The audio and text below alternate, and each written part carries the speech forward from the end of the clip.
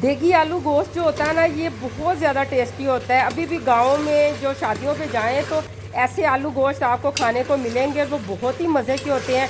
ये बनाना कोई भी मुश्किल काम नहीं है, ये इतने आसान तरीके से रेसिपी मैं तैयार करूँगी। और मज़े की बात आपको बताती हूँ, ये सारी रेसिपी टोटल मैं कुकर में आपको बना के बताऊँगी। और ये जो देगी कौरमा होता है, ये बड़े बड़े रेस्टोरेंट में आप जाके ऑर्डर करें और आपको काफ़ी महंगा मिलेगा। ये मैं आपको घर में बहुत आसान तरीके से बनाना बताऊंगी, और ये बनाना भी आसान और खाने में बहुत मज़े का है। तो आए फिर चलते हैं किचन में और ये देगी आलू कौरमा बनाना शुरू करते हैं।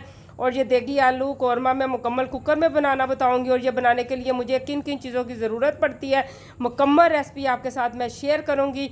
तो आए फिर अल्लाह का नाम लेके रेसिपी शुरू करते हैं।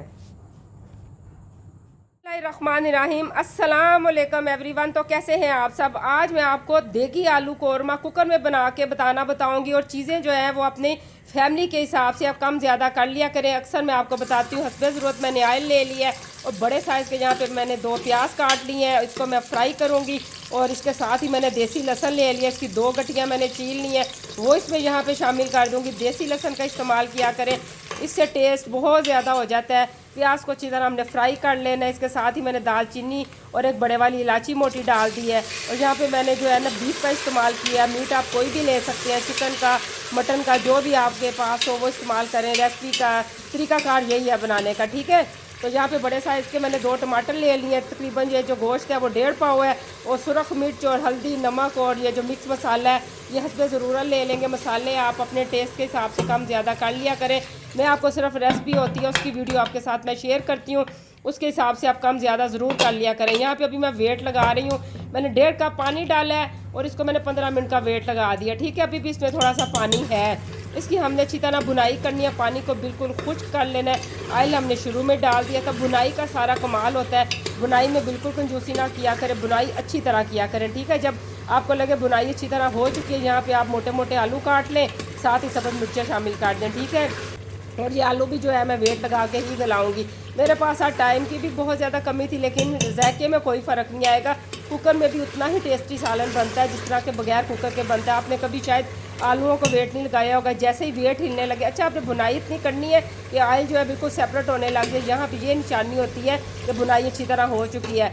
अगर तो शोरबा आपने ज़्यादा बनाना है, ज़्यादा पानी डाल लें। मैंने तकरीबन 1.25 कप यहाँ पे पानी डाल दिया है, क्योंकि वेट भी लगाना है। पानी बिल्कुल जो है मैं कम कर दूँगी, क्योंकि हमने रोटियों के साथ ये सालन खाना है। और यकीन माने ये टोटल 25 से 30 मिनट लगेंगे और आपका सालन बिल्कुल रेडी हो जाएगा। इधर मेहमान आए नहीं या घर वालों ने फरमाइश की नहीं तो आप बनाना शुरू कर दें। जब सालन तैयार हो जाए, मैंने इसको पतीली में शिफ्ट कर दिया। ऊपर ये जो मेथी होती है, कसूरी मेथी, ये शामिल करें। धनिया तो वो शामिल कर लें, लेकिन जो देगी कौरमा होता है उसमें धनिया नहीं डलता है, ठीक है। आपने कभी देखा नहीं होगा शादियों पे धनिया का इस्तेमाल किया, और ये घर में आप डाल सकते हैं। गरम मसाला डालें और ये बिल्कुल ज़बरदस्त खाना हमारा सालन रेडी हो चुका है, कौरमा। इसको चपाती के साथ खाएं या चावलों के साथ खाएं, दोनों तरह ही आपको बहुत मज़ा आने वाला है। और मैं भी आपको डिश आउट करके दिखाती हूँ।